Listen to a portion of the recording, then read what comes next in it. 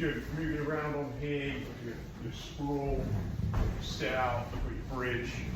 But just what you're trying to work with, your belly basically getting all the air in and out. As I'm moving around, I'm getting used to it.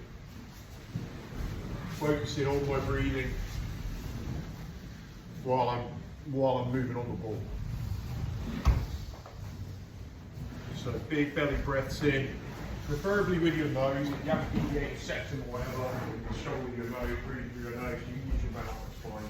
But the main thing is focusing on moving and getting the belly, not the chest, doing the work. So we're not using our chest and shoulders, our auxiliary muscles. We're just constantly, you need to put your hands on it and moving around. So when I'm exhaling, my belly button's going into my spine. When I'm inhaling, I'm feeling the belt. If you've got a belt on, you can feel the belt. You'll feel yourself press against the belt when you're breathing correctly. You're just getting used to moving around, doing two things at once. Just focusing on that belly breath.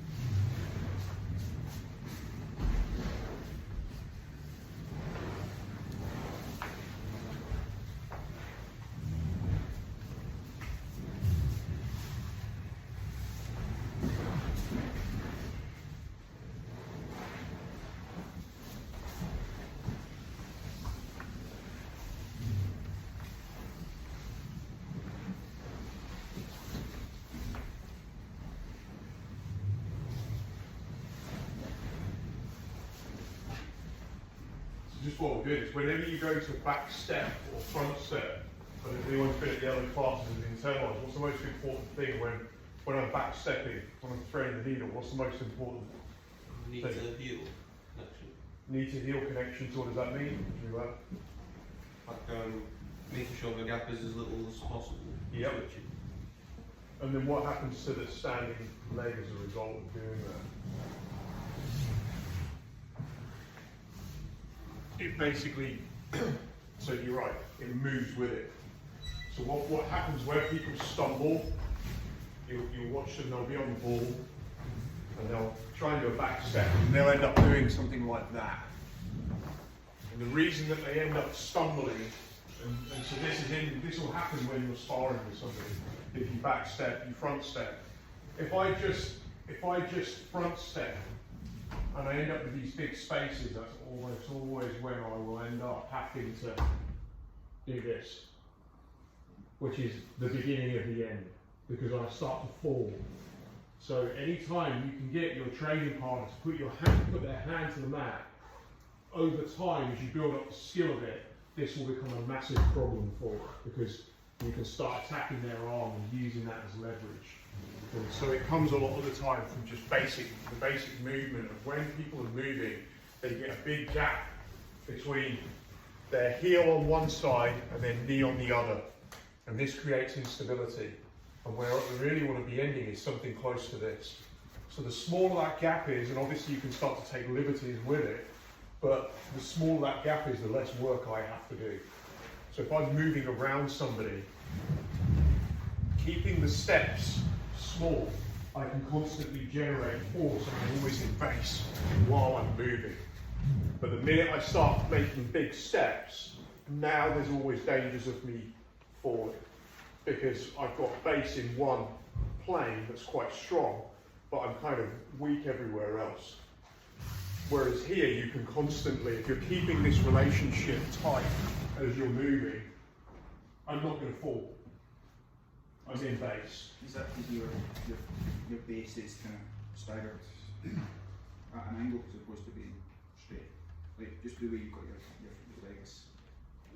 Yeah, I'm not entirely sure. I just know that like, the more I do this, I now have to put my hand down. And I think it's because this feeds back. The ball feeds back effectively weaknesses in your movement. I don't exactly know why it is, but I think it's some basic concept of if I have my base very, very wide, I'm very good there, and I'm very likely to fall forwards.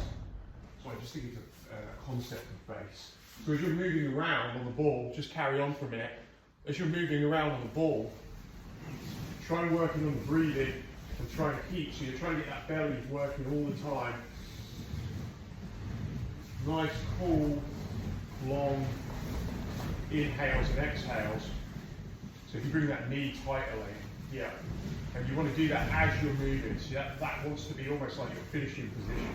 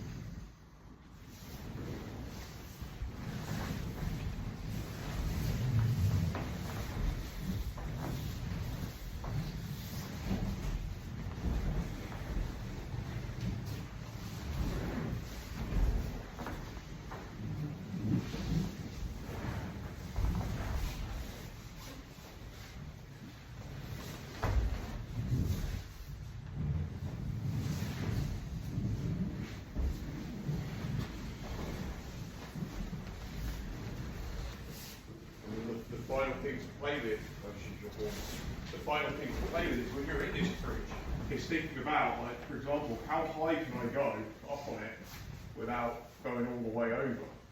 And so one of the things that you'll start to realise is that as I go further and further, the more I come forward, the more I'm keeping my balance. I'm using my head as a lever. If I really want to put weight on somebody in side control, the more that I come, like I'm in this sit-out position on the side, the higher up that I go, the more deformed the ball will be. Because I'm down here, there's not so much weight. As I go higher, you'll actually feel the ball, your hip goes in. That's basically like the diaphragm. And then I'm using my head, I bring my head this way. So now you'll actually feel an awful lot of weight going through the ball here. But it's very hard for me to roll all the way over. Because to roll all the way over, I need to let this side lengthen, take my center of gravity over, and then I begin to start to fall.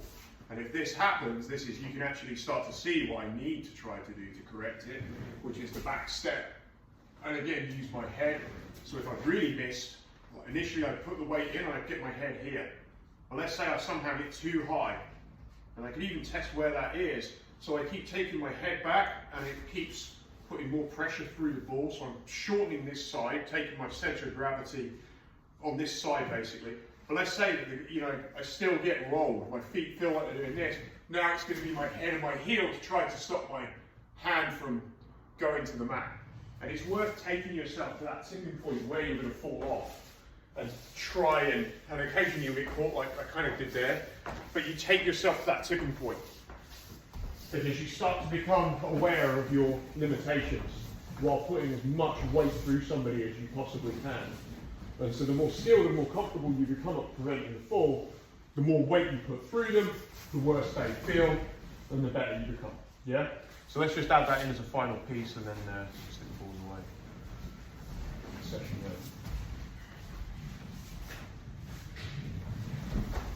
So feel for those tipping points of where your balance is.